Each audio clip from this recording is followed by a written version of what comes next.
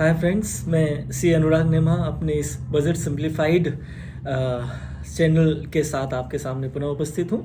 Friends, section 139(8)A इस section पर एक वीडियो मैं अभी हाल में रिलीज़ कर चुका हूँ, जहाँ जो बजट है उसे फाइन प्रिंट्स में देखने के बाद मुझे कुछ चीज़ें क्लियर हुई। कुछ चीज़ें जो मैं अपने पिछले वीडियो में आपसे शेयर कर चुका हूँ, उन्हें मुझे करेक्ट करने की ज़रूरत महसूस हुई। इस वजह से मैं इस छोटे से वीडियो को लेकर आपके सामने उसी सेक्शन के रिलेशन में पुनः उपस्थित हूँ। आशा करता हूँ कि आपको हमारे जो बजट रिलेटेड वीडियोज़ हैं वो पसंद आ रहे होंगे। हमसे जुड़े रहें।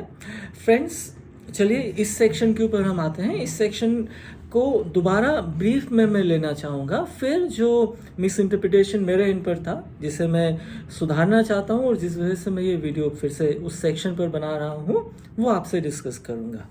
फ्रेंड्स, ये सेक्शन नया सेक्शन है जो 1 अप्रैल 2022 से एप्लीकेबल होगा। मतलब इस सेक्शन के जरिए आप फाइनेंशियल ईयर या मुझे सीधे कहना चाहिए असेसमेंट ईयर 22-23 ऑनवर्ड्स बेनिफिटेड हो पाएंगे।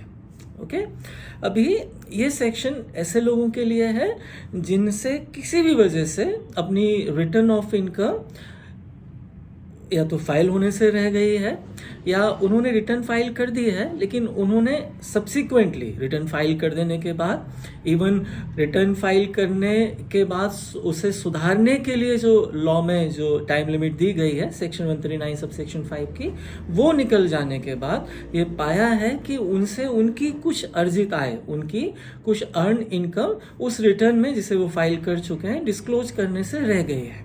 ओके, ऐसे लोगों के लिए ये सेक्शन एक अपॉर्चुनिटी लेकर आया है, एक और अवसर लेकर आया है, मुझे ऐसा कहना चाहिए, जहां वो जिस असेसमेंट ईयर के रिलेशन में वो ऐसा करना चाहते हैं, उस असेसमेंट ईयर के एंड होने से 24 मंथ्स तक अपनी रिटर्न को अपडेट कर सकते हैं और ऐसा करके वो additional income and additional tax suo motu, मतलब स्वेच्छा से डिस्क्लोज कर सकते हैं। ओके, ये सेक्शन आपको टोटल 24 मंथ्स एक्स्ट्रा देता है अपनी जो की हुई गलतियां हैं उसे सुधारने के लिए। फाइन, जैसा मैं यहाँ इस वीडियो के जरिए कर रहा हूँ अपने पिछले वीडियो में जो मुझसे गलती हुई उसे सुधारने के लिए। ओके, ध्यान दें, यहाँ पर आपने जो ध्यान में रखना है कि जो एडिशनल टैक्स लायबिलिटी आप डिस्क्लोज कर रहे हैं उस पर अगर आप केवल 20% एक्स्ट्रा देकर निकलना चाहते हो तो आपके पास 12 मंथ्स का टाइम है। अगर आप ऐसा नहीं कर पाते हो तो आपको इसे 50% इंस्टेड ऑफ 25% 50% के साथ जमा करना होगा। इसको थोड़ा मैं एक उदाहरण से रखूँगा। से आपकी एडिशनल टैक्स लायबिलिटी 1 लाख रुपए है। ओके, मतलब आपने जो रिटर्न फाइल कर दिया था, उस रिटर्न के बाद आपको जो एडिशनल इनकम डिस्क्लोज करनी है, जो सब्सिक्वेंटली आपने नोटिस की, जो उस रिटर्न में आप डिस्क्लोज करने से रह गए थे, ओके, उस पे ब्याज वगैरह सारे कैलकुलेशन 234ABC के जो भी इंटरेस्ट हैं, इवन जो लेट फीस हैं, वो 234F की जो लेट फीस है, मुझे सेक्शन जरूर कोट करना चाहिए, के बाद उसे सब ऐड करने के बाद, इवन जो आपने TDS TCS जो 89 की रिलीफ आप क्लेम कर रहे थे, अगर कर रहे थे, वो सब लेस कर देने के बाद, राइट, जो एडिशनल टैक्स लायबिलिटी बनती है वो अमाउंट आपने अपने इस अपडेटेड रिटर्न के साथ जमा करना है। ओके, क्या केवल इतना ही जमा करके आप बच जाओगे? ऐसा नहीं है। इनने कहा है कि आपको इसके अतिरिक्त एक कह सकते हैं एक अपडेटेड रिटर्न चार्ज की तरह एक एडिशनल राशि भी जमा करनी है। से उदाहरण के लिए जो एडिशनल टैक्स आया विथ इंटरेस्ट 1 लाख रुपए आया। ओके, आपको अगर आप असेसमेंट ईयर एंड होने से 12 मंथ्स के भीतर आप इस अमाउंट को वॉलंटरीली आगे बढ़कर डिस्क्लोज करते हो और इसे जमा करना चाहते हो, तो भी आपको आपको 1,25,000 जमा करना होगा।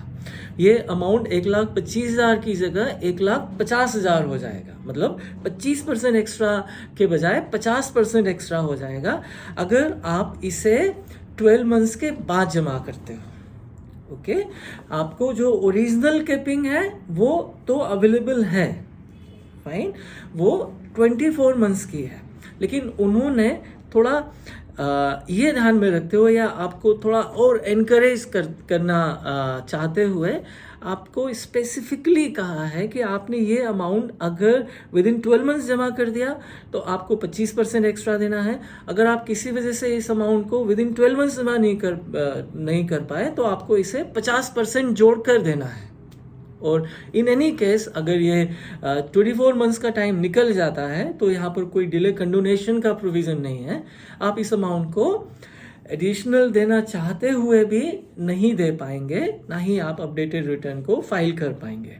ध्यान दें, ऐसा करके आप पेनाल्टी और प्रोसिक्यूशन तो बचा ही रहे हैं, फाइन। अगर आपके यहाँ सर्च या सर्वे होता है तो वहाँ जो चीज़ें आइडेंटिफाई होती हैं वो शायद ज़्यादा दुखदाई या कष्टदायी होती हैं। तो उस पॉइंट ऑफ व्यू से देखा जाए तो ये 25 से 50% दे करके भी अगर आप सेफ जोन में हैं तो it is fine, there is nothing wrong in it. तो ये एक चीज़ हुई। यहाँ कुछ एक दो चीज़ें और हैं जो हमने शायद अपने उस पिछले वीडियो में मिस किए थे। पहली चीज़, अगर आपके अगेंस्ट सर्च या सर्वे इनिशिएट हो चुका है या आपको इनसे रिलेटेड नोटिसेस इशू हो चुके हैं, आपको इस असेसमेंट ईयर जिससे रिलेटेड आप अपडेटेड रिटर्न फाइल करना चाहते हैं कि असेसमेंट से रिलेटेड कोई नोटिस इशू हो चुका है या आप किसी प्रिवेंटिव एक्टिविटीज़ में, स्मगलिंग या ऐसी किसी एक्टिविटीज़ में एंगेज्ड पाए जाते हैं, तो इन सारे सर्कमस्टेंसेस में से कोई भी होने पर आपके पास ये ऑप्शन अवेलेबल नहीं रहेगा। एक चीज़ इसके अलावा, जैसा मैं पिछले वीडियो में कह चुका हूँ, ये जो सेक्शन है ये आपको रिफंड क्लेम करने के लिए या किसी लॉस के सेट ऑफ या कैरी फॉरवर्ड के क्लेम करने के लिए नहीं बनाया गया। किसी भी वजह से अगर आपके ओरिजिनल रिटर्न में जो आपने टैक्स लायबिलिटी दिखाई है, यहाँ इस एडिशनल इनकम को डिस्क्लोज करने पर उससे रिलेटेड कुछ क्लेम्स कर लेने के बाद अगर आपकी टैक्स लायबिलिटी ओरिजिनल रिटर्न के कंपैरिजन में डाउनवर्ड जाती है, then this section is not for you. ये सेक्शन केवल और केवल इंक्रीज की बात करता है। वो इंक्रीज मीगर माइन्यूट अमाउंट्स हो सकते हैं, लेकिन यस इंक्रीज होने चाहिए। एंड वो अमाउंट आपने जो एडिशनल अमाउंट्स हैं आपने वही जमा करने हैं। आप ऑलरेडी जो अमाउंट्स डिपॉजिट कर चुके हैं अपने पिछले रिटर्न्स में, TDS, TCS या सेल्फ असेसमेंट टैक्स या एडवांस टैक्स या 89 की रिलीफ के जरिए, शायद मैं रिपीट कर रहा हूँ इन सारी चीज़ों को, इन सारे जो ऑलरेडी डिपॉजिट्स हैं आपके, इन सारे के बेनिफिट्स तो आपके साथ हैं। इन्हें लेस करने के बाद जो अतिरिक्त टैक्स बनेगा उसमें 25% या 50% जोड़कर मुझे ज़रूर ऐड करना चाहिए। जो एडिशनल टैक्स बनेगा उस पर एडिशनल इंटरेस्ट जोड़ा जाएगा।